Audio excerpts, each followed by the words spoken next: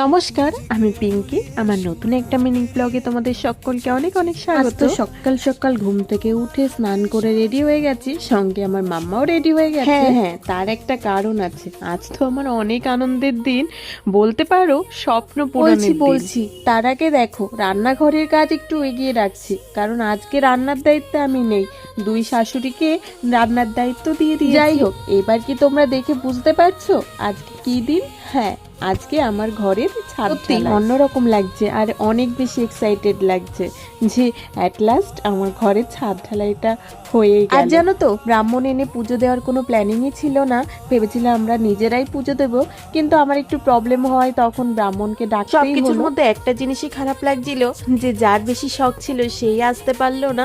মানে আমার মায়ের আমার থেকেও বেশি শখ ছিল, তো আমার মাই আসতে পারলো না, এর জন্য একটু মনটা খারাপ ছিল। তো আমাদের ছাদ ঢালাইও স্টার্ট হয়ে গেল।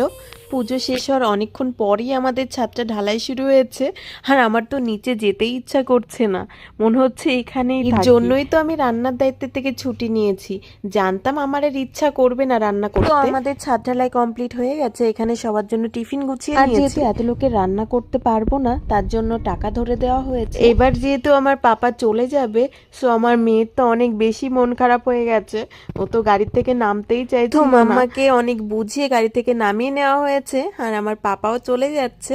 তো আজকের ভিডিওটা এটুকুই, কেমন লাগলো জানিও, বাই।